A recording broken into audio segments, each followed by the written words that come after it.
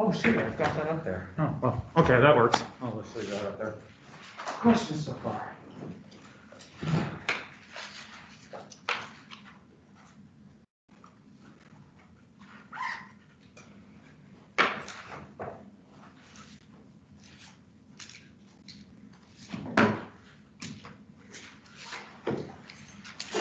Okie dokie.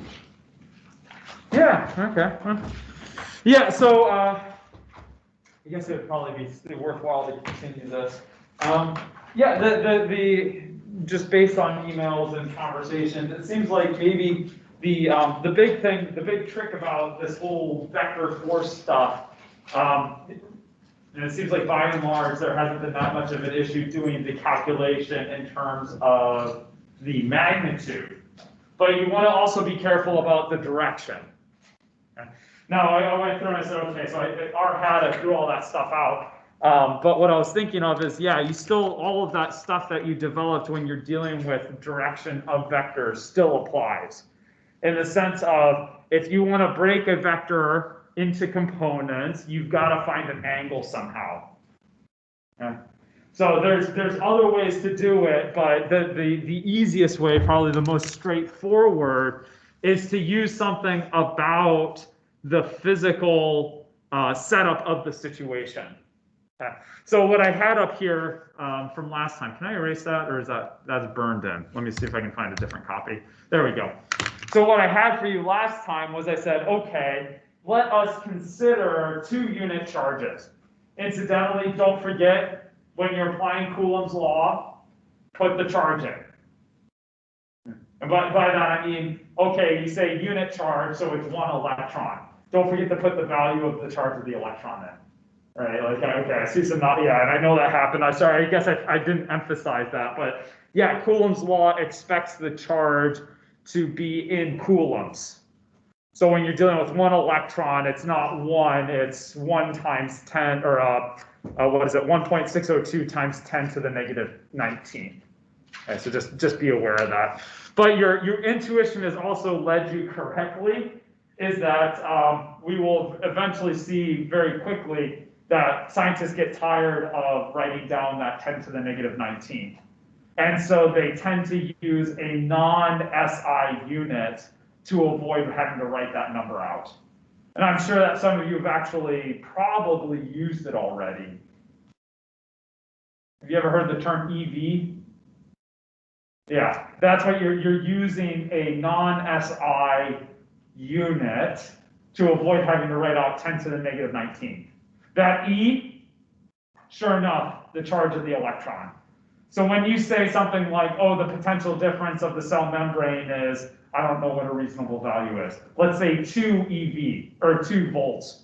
Or, excuse me, I'm messing it up now. If you say the energy required to move a proton across the cell membrane is 2 EV, what you're really saying is it's 2 times the value of the charge of the electron. Okay. And that, if you put the value of the electron in there, then you're going to convert from the 9 SI unit into an SI unit, namely the joule. Okay. So, again, sorry, I'm saying this verbally, maybe I should write it up here. So if you're doing something like 2 EV, to translate that back into SI units, it's 2 times 1.602 times 10 to the negative 19th joules. Again, we get really lazy. We don't want to have to actually write out that 10 to the negative 19th, so we just use this non-standard unit instead. Okay. So your intuition is leading you correctly. It's just that the equation I have given you for Coulomb's law, that's a no-no. It assumes SI units. Okay. So just be aware of that. Oh yeah, okay. So a lot of these force problems that I've given you rely on being able to find the angle that the force is being exerted at. Once you have the magnitude of the force given by Coulomb's law, you know, F, put magnitude here. Once you have the magnitude of the force given by Coulomb's law, and if you can find the direction that that force is exerted at, I'll say theta, then that's enough information for you to break the force into x components and y components. Once you do that, if you have multiple forces, it makes it a little easier to algebraically add them together and go on your merry way. So to get that angle, you're really going to have to rely on the physical arrangement of the charges. So it's not by, I mean, I put this up here, but let's say I'm trying to find the force acting on the small charge due to the large one. You know that it's going to be along the line that connects those two charges. So, okay, let's see if I can do a straight line now. I actually mapped, it was mapped to a half screen instead of a full screen. So, okay, no. Okay, no, okay, no, okay, forget it. You see what you know what I want to do. So we'll just, you can do it on your piece of paper. Okay. How do I get that angle? Based on the physical arrangement of charges, how am I going to get the angle that the force is exerted at? And I'll call it, what's your favorite angle variable? Theta? Okay. So we'll call this theta. What's a convenient way of getting that angle based on the arrangement of the charges?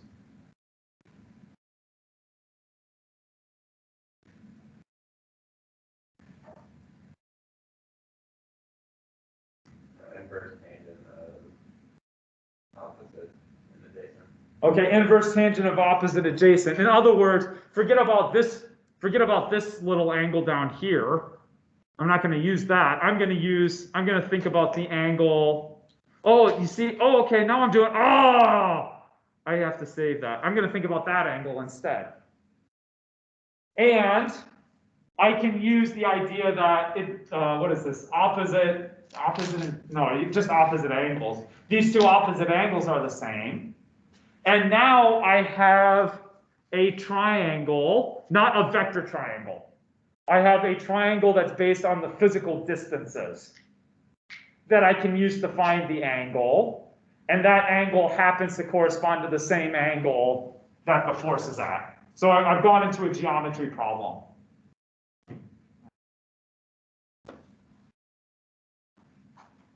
And now, I know this is 2 units. I have 4 units. And so if I need that angle, we'll just do the inverse tangent of opposite over adjacent. Now, of course, if you prefer to do an inverse sine, then you'd have to go through and calculate the hypotenuse, and then you can do the inverse sine. I mean, basically, you've got the idea. I don't care which trig function you use. You might have to do a little bit more calculations if you want to use a different one. But that's it. Am I beating a dead horse, or, I mean, beating a dead horse? Yeah, sort of. If I want the x component of this force, what do I have to do then? I've now got the angle, I've got the magnitude. If I want the x component, what should I do?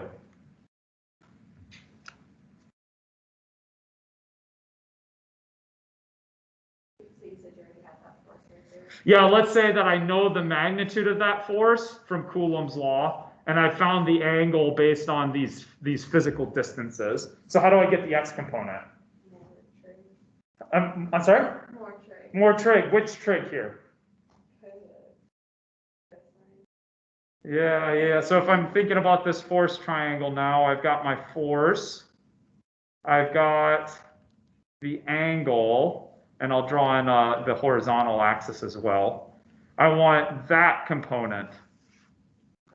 Sine, right? That's the component that's opposite the angle that I know.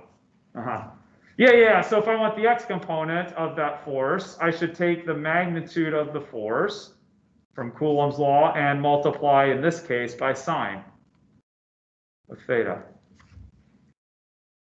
How about the y component? Cosine. What should I write down?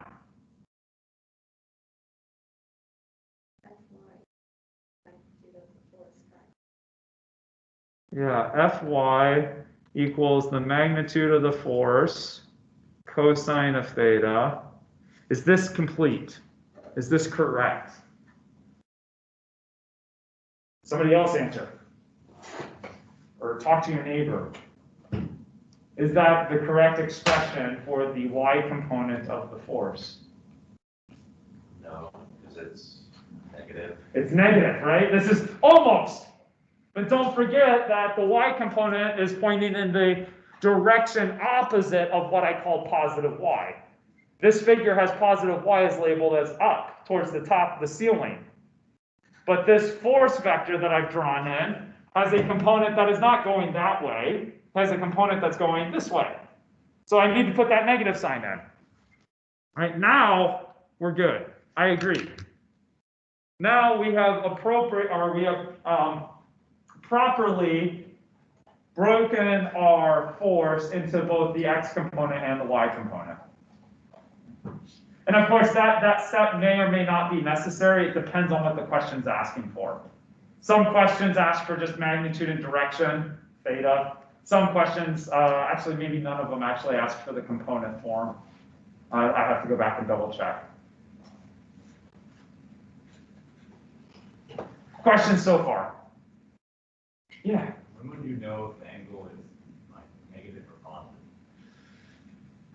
Yeah, I've been, as the questions have been rolling in, I've been trying to update the wording to make it more apparent, or to make it, yeah, if there's ambiguity in the question, let me know. I keep wavering between the two. Part of me says, okay, positive angles should be counterclockwise from the positive x direction, right? Starting this way and going counterclockwise. And part of me is just like, give me the positive angle in the first or fourth quadrant, I don't care. And I haven't figured out which one. So if there's a question where it's ambiguous, let me know, and I'll, first of all, change the wording, and second of all, I can always go in and override the score if you put in a negative angle and said, oh, it's supposed to be positive. Yeah, I've been trying to track down some of those ambiguities. Yeah. Now, if they were like handwritten on an exam or just handwritten when you take a screenshot and turn it in, be like, yeah, you obviously know what you're doing. So yeah, if you called it negative or positive, that's of little consequence, especially if you're dealing with something like the cosine. If you're dealing with the cosine, negatives and positives give you the same value. Yeah. Other questions?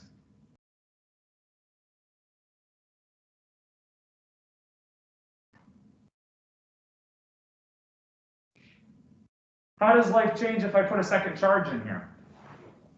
I mean, in terms of, well, let's say, we'll be nice, and if I put in a second charge right here, Q, what does that really change about our process?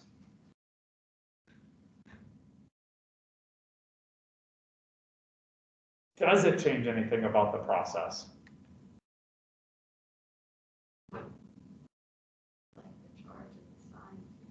Just the charge and the signs, but does it change what you have to do? No. Does it change the number of times that you have to do it? Yeah, right? So what I want to emphasize here is once you kind of understand how to treat one charge, you know how to treat essentially as many charges as I want to give you. All right, find the magnitude of the force, find the angle that the force is being exerted at, break the force into components, and then at the end of the day, if I ask you for the net force, add the x components together, add the y components together, add the z components together, and you're off and running like a bale of turtles. Now, granted, again, I'll emphasize this, granted, that might take a while, right? If I give you 2 charges, I've just essentially, quote unquote, doubled the amount of work you have to do. If I give you 3 or 4 or 10, nothing really changes about the process. It's just how long it takes you to do the calculation. Okay. To the point where if you came into like 160, 186, instead of giving you 2 discrete charges or giving you 3 discrete charges or 5 discrete charges, I just give you a smearing of a bunch of charges, otherwise known as a continuous distribution. So rather than discrete finite point charges, I'll just give you a continuous distribution of charges, like a charged rod. And guess what? You do it the exact same way. Find it due to each of these small, infinitesimally small charges and add them all up at the end of the day. So the process stays the same. The only thing that changes is how many of these things you have to actually add together. So that's my little plug there. I'm not going there, but I'm just saying this is where this fancy little math thing comes into play, otherwise known as, for those of you that may have had it, I assume that most of you probably have had it, even if you're not expecting to use it in this class, which we won't use it in this class, but I thought I would at least mention it. Integration. That's where calculus comes in. Okay, Newton developed calculus for this exact reason. Well, I mean, this is one of the reasons he developed it, is that what happens instead of having 2 charges or 3 charges or 10 charges, I have 100,000 charges, or I have 1,000,000 charges. Like, is there some mathematical trick that I can do to make the process go faster? I don't want to have to do it 1,000,000 times, do this process 1,000,000 times. Okay? Or at least if I do this process 1,000,000 times, I want some fast way of doing it, some shortcut, some cheat. And that's where calculus comes in, is that it allows you to do that summation a lot faster. That's about the only thing. That's the only difference here. Okay? So the process stays the same. I want to say that, yeah, the process stays the same, the math gets a little harder. Only because, again, you're wanting to do this for 1,000,000 charges, or 10,000,000 charges instead of 2. Incidentally, for the 2 charges that I have up here, you could save yourself a little bit of time if I call those 2 charges the same. Let's say that both of these charges on the x-axis are the same value. How would that save you time?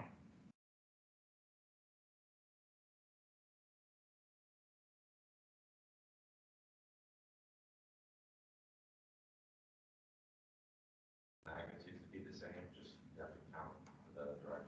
Okay, good. So you know right away, because of the same charge and the same distance, this is what we would refer to as some symmetry. Because it's the same charge, the same distance away, there is some symmetry there. So if I calculate the magnitude for one of the forces, I've calculated the magnitude for the other. What else? Go further, yeah. Would it just go like straight down? Good, good, good. Why would the net force go straight down? Because the charges are coming at it from the same angle. Good, good. So the force from this other charge would be this way. And because of the symmetry of the situation, it's at the exact same angle. And so you said, hey, if that's true, what happens to the x component of those 2 forces when I add them together? They cancel, right? If they're the same magnitude at the same direction, but this one is pointing negative x, this one is pointing to the positive x, that means the x components could cancel, and the y components will add. And that is a perfectly legit argument to make. Okay? You can make some of these symmetry arguments. If I gave you a situation like this where the charges are the same and there's some sort of symmetry, generally you can automatically say, hey, I don't have to do the calculation for the x component. Or sometimes it might be the y component. Hey, I don't have to do the calculation for the y component because there's going to be a cancellation. That's a physics argument. You can make that argument. That's fine. Yeah. Oh, for torque, I had for that one homework question, I had equal and opposite x components, and I just added them. Yeah. The torque, you have equal but opposite x components. Yes, the torque is still going to be directed in the same direction for both of those forces. So yes. Again, you can make a symmetry argument there. It's because it's pointing the negative x, but the r is pointing in a different direction as well. I think the y canceled, so I didn't use like sine theta at all, and I did, and I still got the right answer. Yeah. Yep. So I'd say anytime you can identify some symmetry, you can sometimes say, okay, well, based on the symmetry, I don't have to do that calculation. And you say, oh yeah, the x components cancel, and I only have to worry about the y components. So yes, in this situation, if those two charges are the same, then you're going to get cancellation in the x component, and you'll get an addition in the y component. But please bear in mind, that's a very specific situation. Okay? You can't, it's always nice to double check, that, see if you could do that, but the minute that I do something like this, all bets are off. Right? I have broken that symmetry. And so you can't apply any of those arguments anymore. So it's always good to look at and say, is it symmetric, yes or no? If yes, you might be able to simplify some of your calculations. If no, continue forward with your usual route.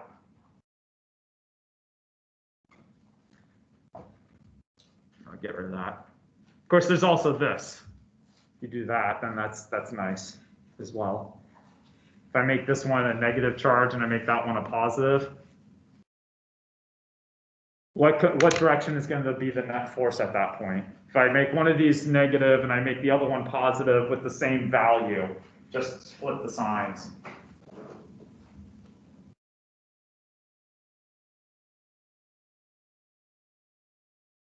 What do you think what's the direction the net force going to be, do you think?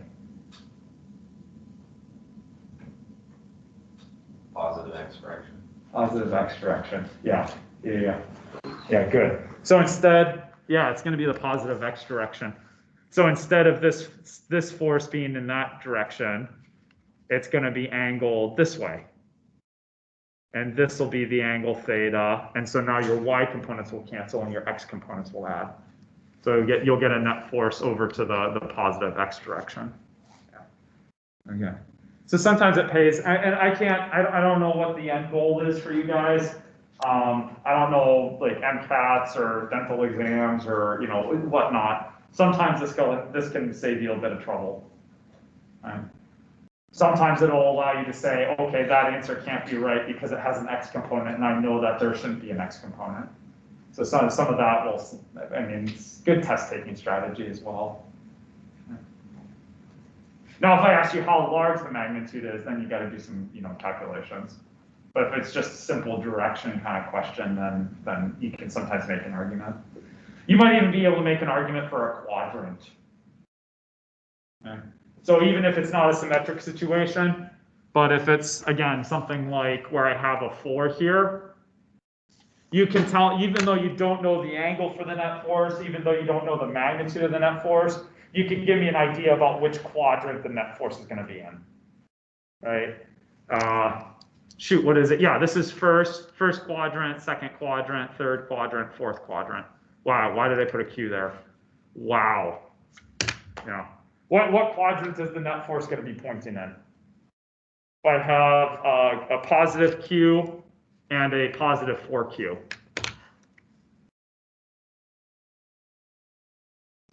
Third quadrant, yeah. It's gonna be pointing somewhere in this, somewhere down this way, between 6 o'clock and 9 o'clock.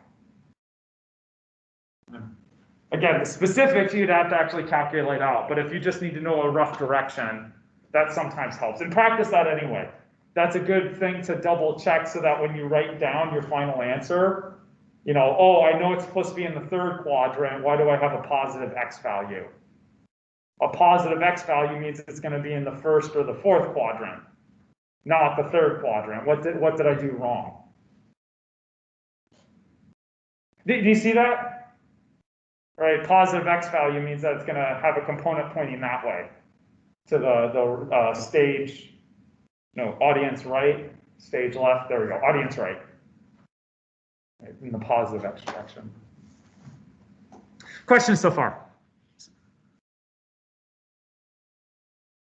Did I remember to share screen? Oh shoot, did I share screen here? Oh yeah, I've got it. Okay, good.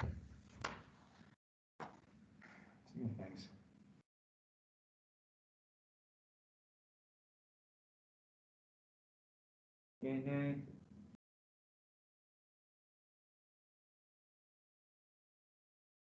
Okay. I don't remember what I had here. Oh, okay, so I had, oh shoot! Oh, I forgot. Okay, so instead of me just drawing on it, I actually had it here. No, I mean, let's not beat a dead horse. I think we've already done this. So we'll move on. All right. Incidentally, some of the homework problems, I guess I mentioned this as well. Some of the homework problems are just kind of cutesy in the sense of trying to give you an idea about how strong the force is between charges. Shoot, what was one? I think there was one question about, how far away would the electron have to be from the proton in order for the electromagnetic force to be equal to the gravitational force, something like that. And you should get something like on the order of 10 meters. Right? I don't know what your specific values are, but that's when you would get that's how far the electron would have to be so that the attractive force between charges would be the same as the gravitational force between the electron and the Earth. Right?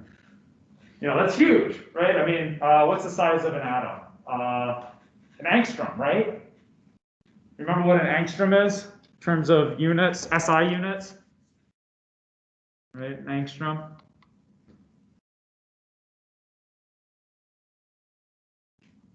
Oh, come on, you guys know this. There's biochemists in here, and I know chemists are in here. Yeah, non-SI unit. This is 10 to the negative 10th. Yeah. So that's roughly the size of an atom when you include the electron cloud. I think if you're just talking about the nucleus, I think it's a femtometer, question mark. 10 to the negative 15th. I don't remember for sure. Oh, yeah, in case you ever see it. 1 femtometer, I think if you're just talking about the nucleus, you're talking about a femtometer. Okay, sorry, panic. Something like, I think that's the size of a nucleus, on the order of a femtometer. Which means, this goes into a different discussion too. Yep. So if the force between charges is so strong, why do nuclei even exist?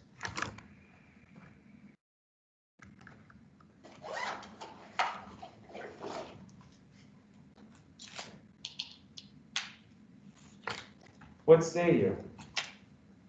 The force between charges is so strong, why do nuclei even exist? Because you basically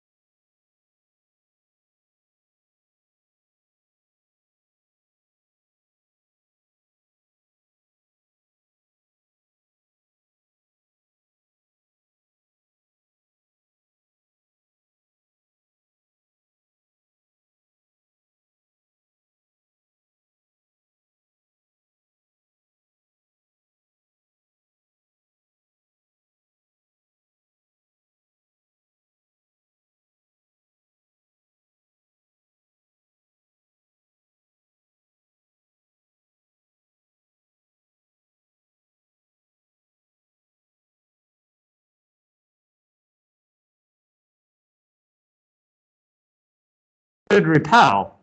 In other words, if you pack a bunch of charges into the nucleus, a bunch of positive charges into a nucleus that's the size of 1 femtometer in diameter, you would expect these things to blow apart, right? You'd expect essentially the nucleus to explode. Why doesn't the nucleus explode? What can you infer about the nucleus?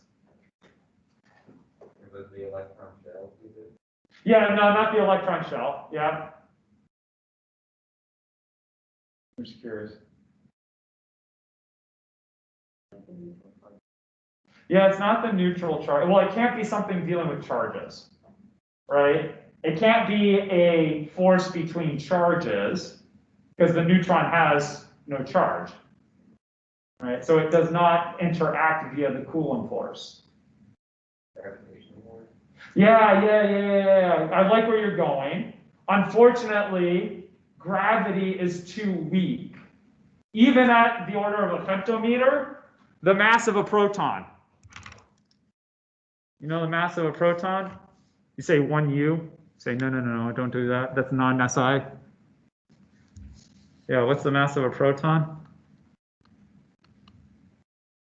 It's like one AMU or one atomic mass unit. I don't remember. Do you use U or AMU? AMU. Yeah, so it's one atomic mass unit. This is 1.67 times 10 to the negative 27th kilograms. So even when you're that close together, even though it's a femtometer, you notice that the gravitational force between two protons is going to be really small. Because you have two of these, so you're 10 to the negative 54. Then you have the gravitational constant, which is 10 to the negative 11th. So now I'm to 10 to the negative 65th. So even though let's say you're a femtometer apart, femtometer squared is 10 to the negative 30th. 10 to the negative 65 divided by 10 to the negative 30th is still 10 to the negative 35th. Really small, even though you have them packed really close together. Yeah, so it's not but I like where you're going. Because you said, if I may paraphrase, you said, well, the Coulomb interaction, the force between charges, would cause the nucleus to explode, cause the protons in the nucleus to repel each other. There must be some other force that prevents them from accelerating away from each other. Unfortunately, gravity is too weak, which is some of the exercises like, hey, I just wanted to emphasize how weak gravity is as compared to the Coulomb force. Gravity's too weak. But there must be some other force that's stronger than the Coulomb force, that binds protons together in the nucleus. I will call that force the strong force. So literally, there is a force that is called the strong force. And you say, well, how do we know that this strong force exists? I can point to a nucleus of an atom and say, look, it's still stable. Right? I can point to an oxygen nuclei and say, that thing's stable. Right? It's not exploding, it's not decaying, it's staying the oxygen. Okay, yeah, you're thinking, okay, well, if you get an isotope with too many neutrons, and then you get a beta conversion or something like that. No, I'm thinking just a stable, run-of-the-mill oxygen. And I can point to it, it's stable. That's enough for me to say there must be a force stronger than the Coulomb force that holds the nucleus together. So you can infer, based on some of the forces that you know about, you can start inferring the existence of other forces. And so that's one of the kind of course, you've probably already noticed this with science in general. That's just one of the cool things about science, right? Based on stuff I know, I can infer the existence of things that I might not know about yet. Based on the stuff I know in 1915, I can say that there's this weird object, which is smaller than a femtometer in size, and a whole heck of a lot more massive than a proton, that attracts everything gravitationally. I will call such thing a black hole. So yeah, like the existence of black holes was predicted in 1915. You know when we actually got to see a black hole for the first time? It was a year or two ago. I think it was 2017. Almost a century later before we could actually see a picture of the first black hole. Now we knew we had a really good evidence for why it existed. But I think 2017, 2018 was the first direct observation of a black hole. You can pull it up and look at a picture of an actual black hole. Yeah, if it's black, how can you see it? It's because the material around it is not. Right, so what you end up with is you end up with a ring of really hot material, and then you end up with a blob in the center that's dark. So you don't get to see, you get to see the black hole because of the contrast between the hot stuff surrounding the black hole. Go watch Interstellar. Same idea. You can't see the black hole, but you can see all the material around the black hole, which happens to be wicked hot. Hot enough to produce X-rays, which is how you find black holes in the first place. You look for really strong X-ray sources. I am way far off. Are you guys, I mean, sorry, I'm like, okay. Yay, nay? Okay. Yeah, the last thing, interferometers, have you guys ever used those? I was just kind of curious. There's one of the observational evidences for black hole before direct measurement was using a ruler with a precision better than the width of a proton. Incidentally, that ruler was four miles long, but yeah. Would a black hole be spherical like a particle?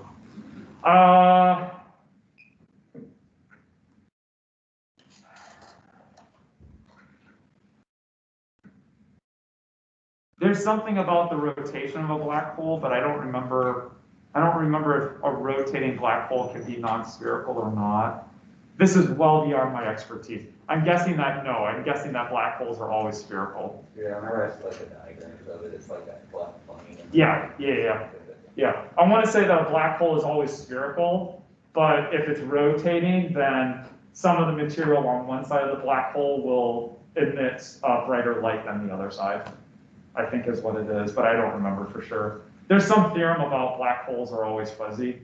So the only thing that you get to know about them is charge and their spin, and charge, spin, and mass, I think is the only properties of a black hole you can actually know. So shape might be out of there. Anyway, okay, I'm all on. But I just want to give you a feeling for, hey, you can use the existence of the Coulomb force to infer the existence of other forces. And there's one more that you probably have heard about. It's called the weak force. That's the force that's responsible for nuclear decay. So it's converting a neutron into a proton and a positron in the nucleus. That's what we call a weak force interaction. And that is, 1960s, 1970s high energy physics stuff. I don't know anything about it, so don't ask. Yeah. I know the nuclear process, but I don't know anything about the forces or how do you describe those things. What's the equation that I can write down to actually describe this force? Well beyond me.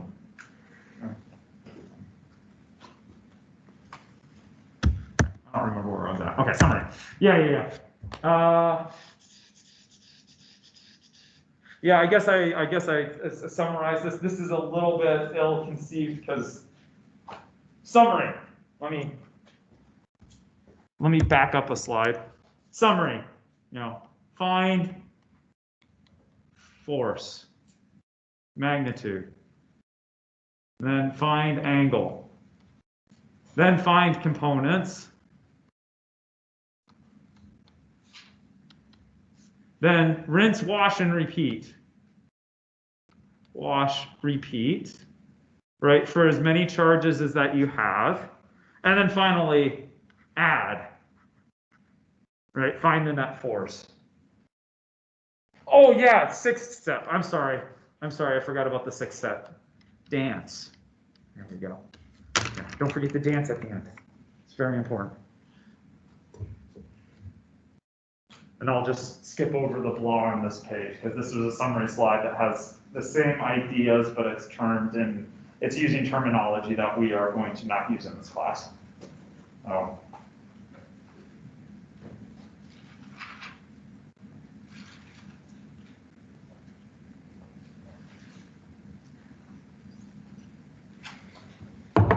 Questions?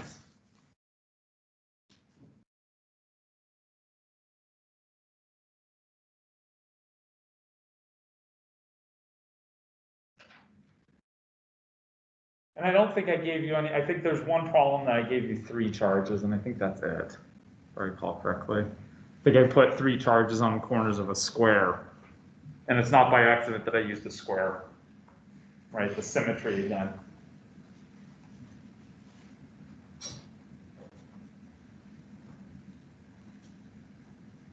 Oh yeah, that's a good question. I should ask that. I don't remember if I have a blank slide or not. Let me see if I have a blank slide after this. So don't feel like you have to write in the stuff that I wrote over. Okay, there we go. Oh, I don't have a blank slide. Oh, okay. Well, that stinks. Okay, we'll use this blank slide. Question for you. So forget about the question on the page for a second. Question for you. Let's say I have a point charge. I'll call it Q. And I have my surroundings, big Q. This is always a nice little question as well. Second one, again, I don't remember if I used this or not, so I'll put it. Let's say I have Q, and now I have a line charge, a smearing of the line charge, which has a total charge of Q. So I've taken that Q and I've stretched it out so it's a line. And why not? Let's go for a third one. Let's go for a Q. And rather than it being a point charge, rather than it being a line charge, let's say I smear it out so that it's a square of total charge Q.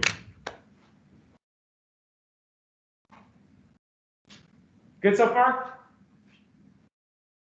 Which one exerts the lowest, the weakest Coulomb force on my system?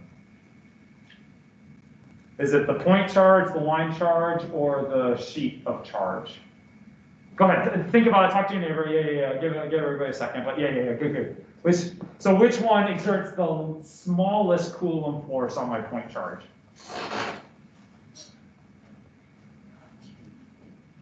And why? You should ask yourself why.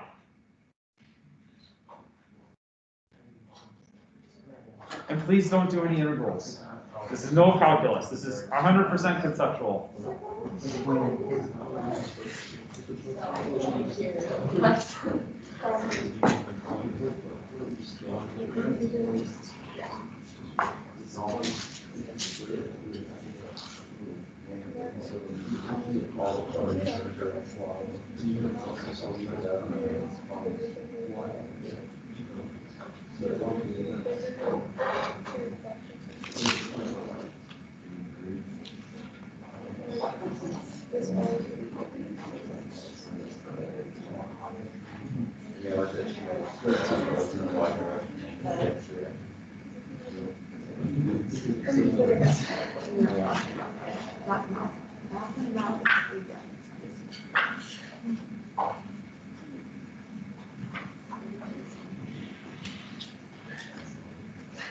In fact, I could ask you to rank them.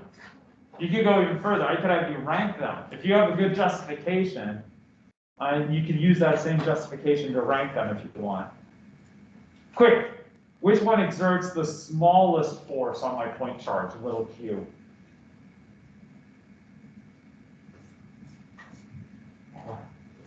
The square, why? The charge is spread out over a greater area. Okay. But why does that result in a smaller net force? So the charge on the point directly has to act on a greater area, which makes it a overall weaker force. Okay, yeah. Say that one more time, just a little louder. The point charge that you're talking about has to act on the entire space, which makes it a weaker force because that charge in the square is more spread out. Okay. I kind of like it. It's almost like you're going the opposite. It sounds like you're almost going the opposite way, thinking about the force that little q exerts on the square. Yeah, I like that. Right? You could think of, instead of thinking about the force that the square exerts on little q, you could go the opposite way. You could say, how about the force that little q exerts on the square? And every location on the square is at a different distance. And you know that as the distance increases, what happens to the net force? Or excuse me, the magnitude of the Coulomb force, if the distance is larger, goes down, right? It's weaker. Good. Okay. And then you could say, the last thing is, you could use Newton's third law to flip it, right? This force of little q on the square is the same as the force of the square on the little charge. Okay, so I like it. Yeah. Just out of curiosity, in which situation are you going to get the most cancellation of forces? If you think about chopping that square up into tiny segments and adding them all together, which one are you going to get the most cancellation with? Just curious. Yeah, so say you have, let me get rid of this line here. Oh, I was, sorry, overzealous. Let's say you're thinking about just that little corner right there. You have a second little corner right here. The forces that those two little corners exert are going to cancel each other out a little bit. All right? And the same thing, say I take this little corner and that little corner, some of the force is going to cancel. All right, symmetry argument. Yeah, so you got twofold. You've got larger distances, but you also have cancellation of some of the force as well. Yeah. Do you guys have kind of the same idea where you all say in the square? Again, no calculation required. You can do this all from a qualitative standpoint. And like I said, I could ask you to rank these too, right? You could rank them. Largest is the top, second largest is the middle, third largest is the bottom, greatest to least. Okay. So we'll get rid of that. That just popped in my head, and I was like, oh yeah, that's a nice little Q2 question. So I don't know. Of course, you're probably aware I teach an astronomy class as well, and it's really nice. When I was an undergraduate, I never really got to sit and think about like how do you do science. Like I was doing physics, and I was really engaged in it, that kind of thing. But I never really sat and thought about, well, how do you actually do science? I don't know if that makes any sense. Like what is the philosophy behind science? How do you learn? How do you increase knowledge in science? And yeah, of course I know, okay, well, you have a model and you do an experiment and you make predictions and yada, but I could recite it to you, like regurgitate it, but I never really sat down and thought, but why does that work? Like, how does that, from a philosophical standpoint? So yeah, it's really interesting with the teaching astronomy. It's gotten me to think a little bit more about, well, no, what's the philosophy behind science? Like, what's the general idea? And one of the things that physicists are really concerned about is how do things know about each other? How does this electron know that proton is there? Right? And the reason I even mention astronomy is that this really disturbed scientists back around Isaac Newton's time. Okay? Because up until essentially Isaac Newton, the way that objects interact with each other is essentially through physical contact. Right? How does the table know that the floor is there? Well, the table touches the floor.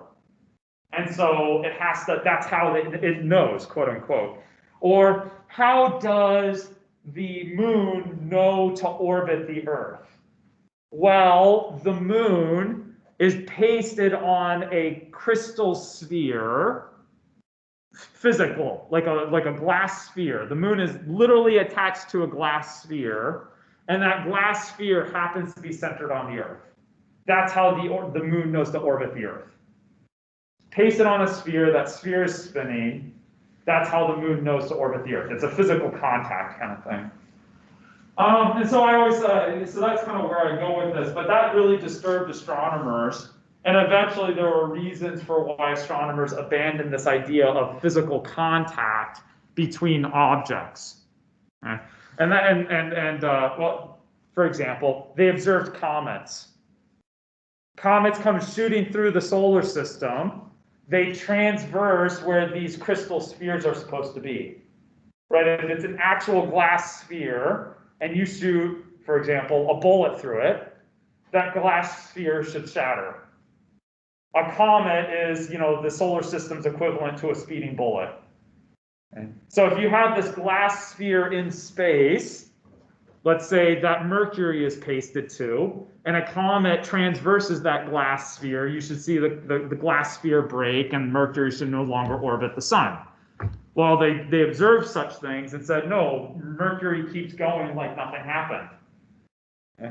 So this disturbed astronomers, this disturbed physicists, and it became known as action at a distance. It was the transition where we started thinking maybe physical contact is not required in order to exert an interaction. Yeah. And you could say, well, yeah, of course, Greg, right? The pencil right now doesn't touch the earth. Right? And then I drop it, and then, there's an interaction there, even though they're not physically touching yet. As scientists were trying to come up with ways of explaining some physical contact between the pencil and the earth. I think they came up with this idea of like corpuscles, or I don't remember exactly. Okay. So you don't need physical contact in order to exert interaction, and Newton developed his ideas of gravity and forces.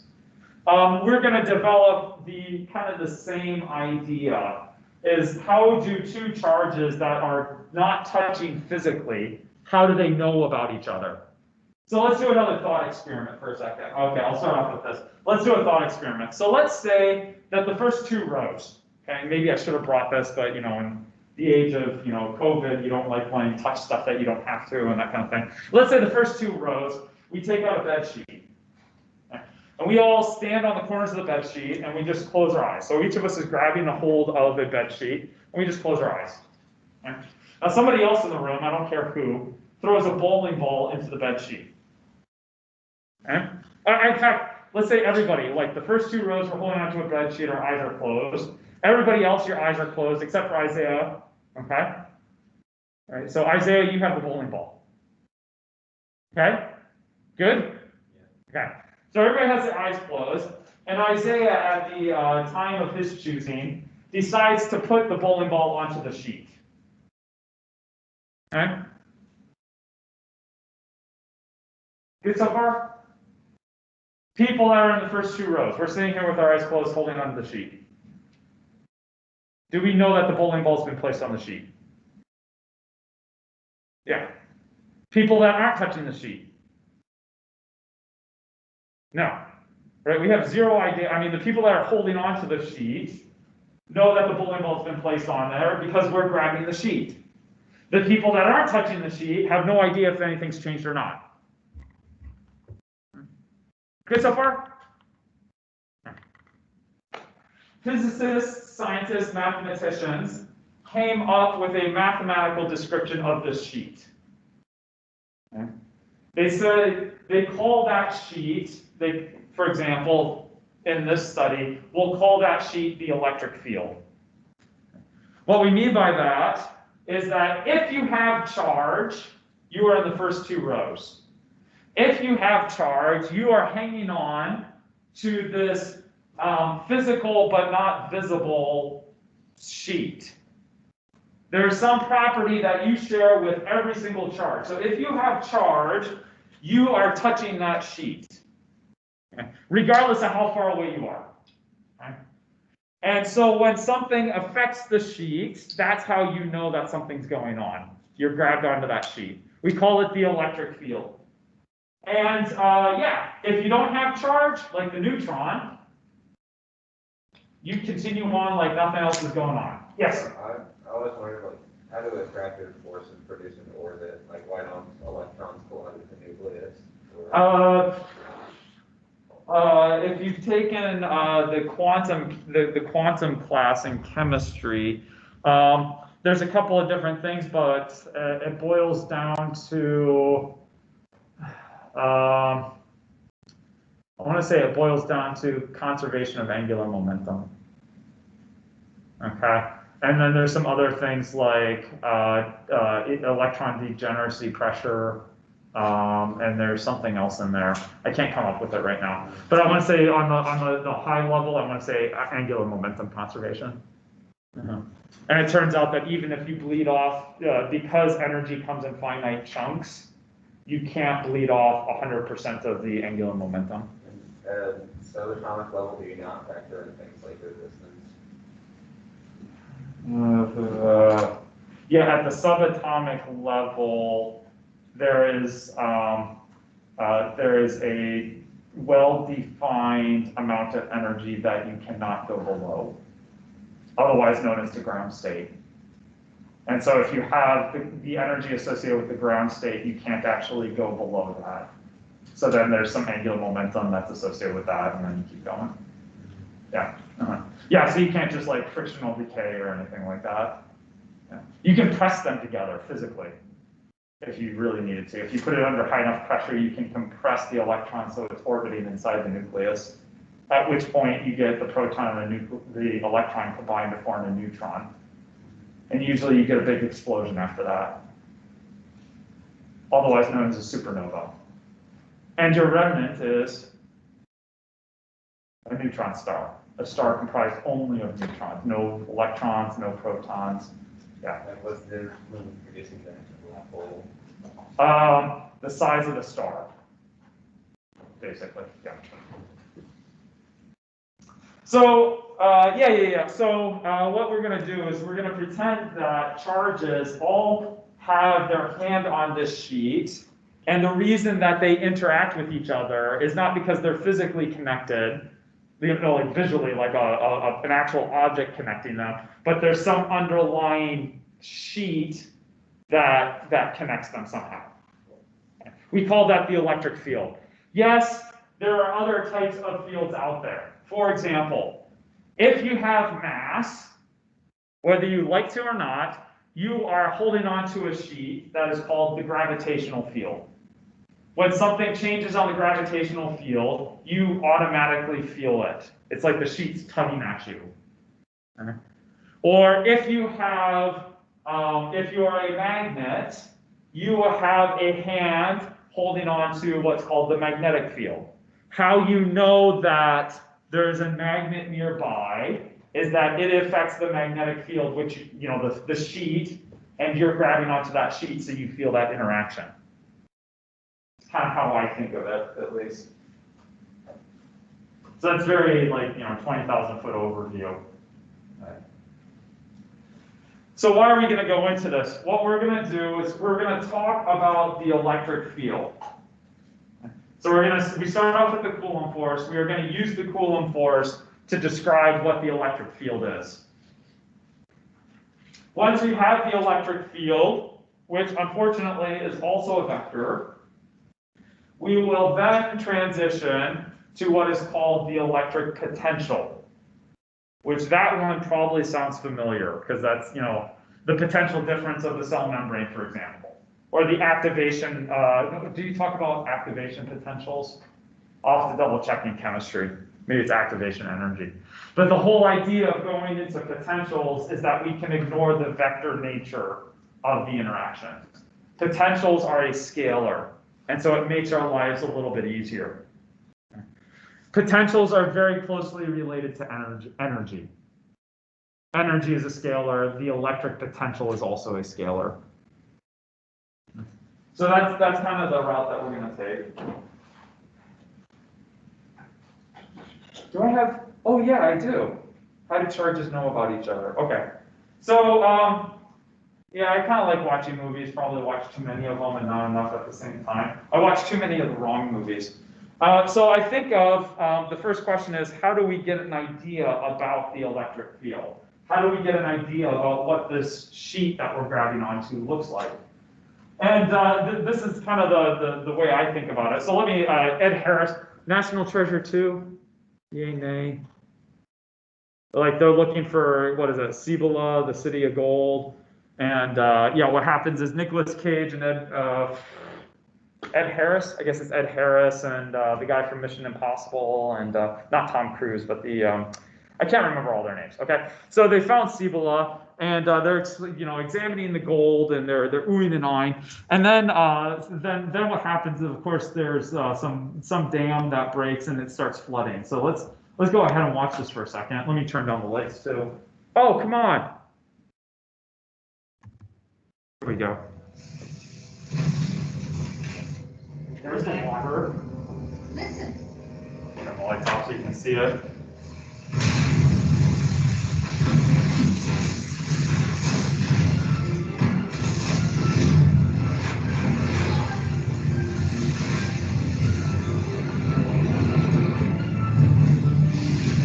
Oh, tension is palatable. How are they going to get out? Will they get out? They're trying to find a way out. Call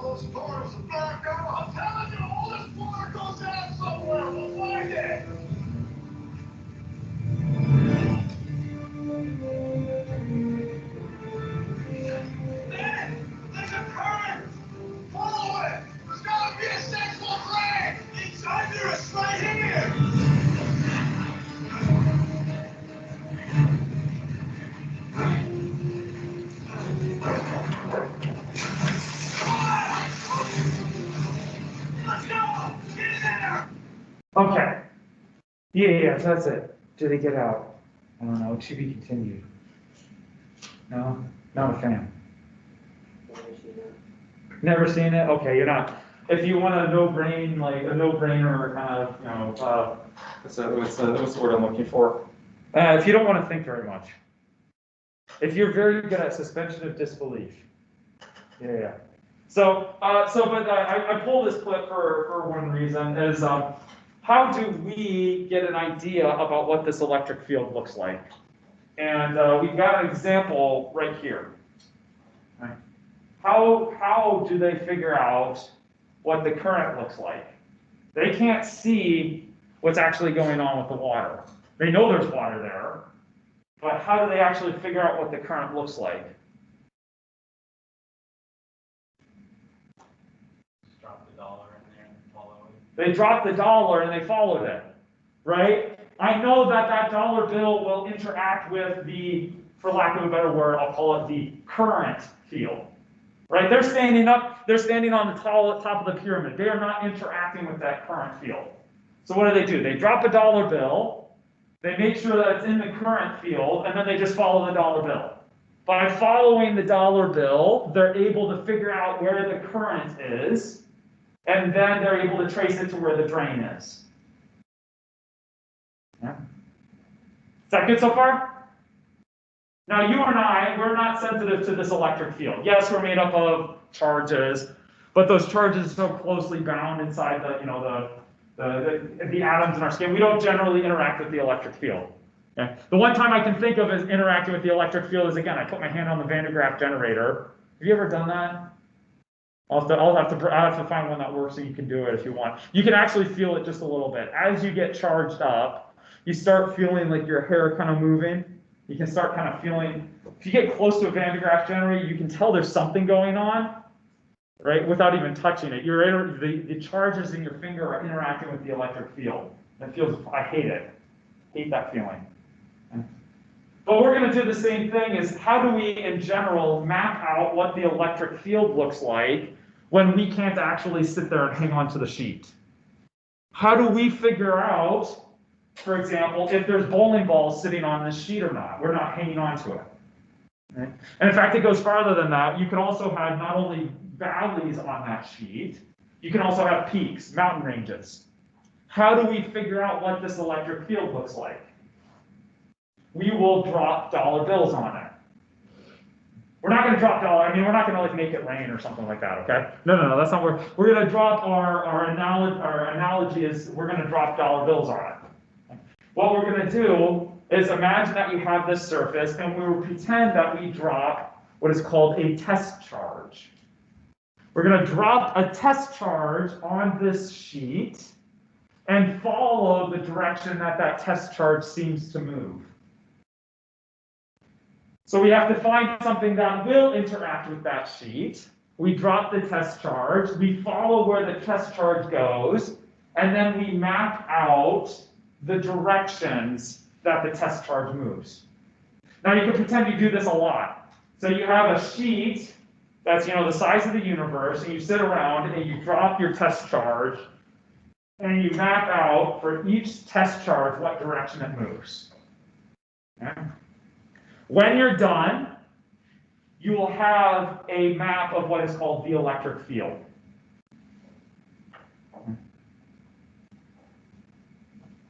And literally, that's what it's called. It's called the test charge. The other way I think about it is, if I don't have these test charges, I'm not using these test charges right now. If I stop doing my test charge stuff, the question is, does this landscape that I'm trying to map out, does that landscape still exist? Survey says, yeah. Does the current exist even if I don't drop a dollar bill onto it? Yeah. So we're trying to get an idea about what does this underlying structure look like, even if we're not interacting with it. So that's kind of what's going on there. I know that's kind of esoteric, philosophical. I don't know what the word is, but that's kind of what we're going to be doing.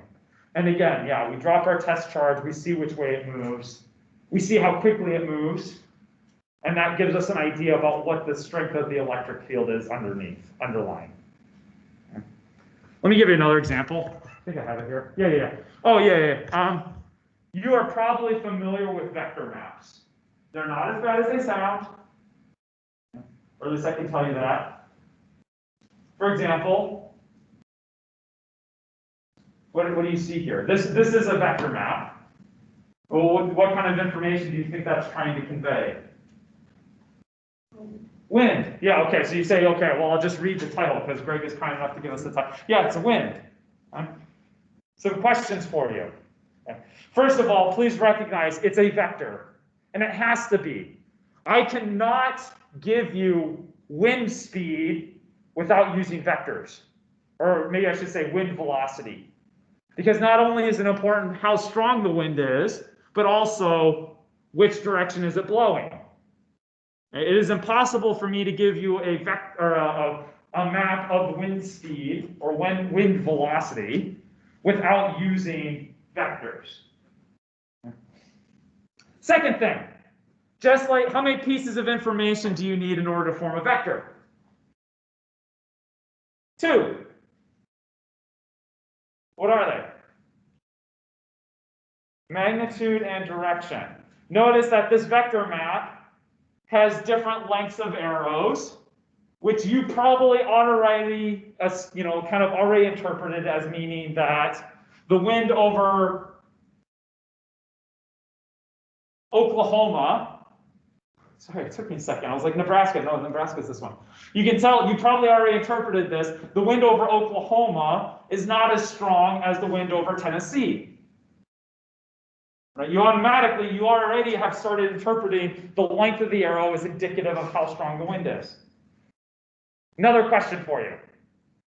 Notice that Hanover, Indiana does not have an arrow over it. Does that mean there is no wind at Hanover, Indiana at this moment? Survey says no. But why didn't I draw an arrow there?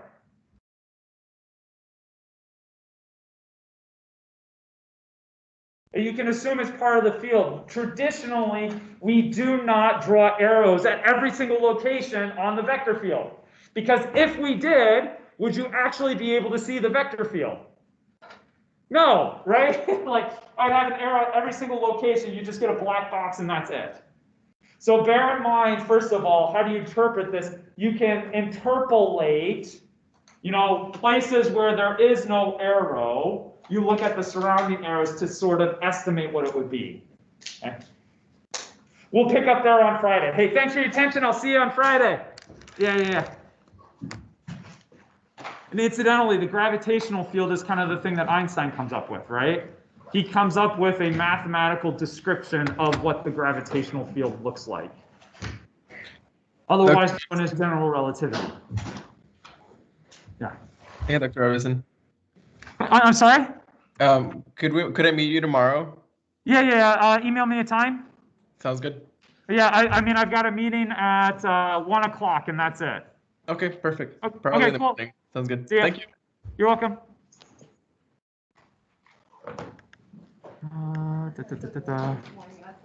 So let's stop the recording here.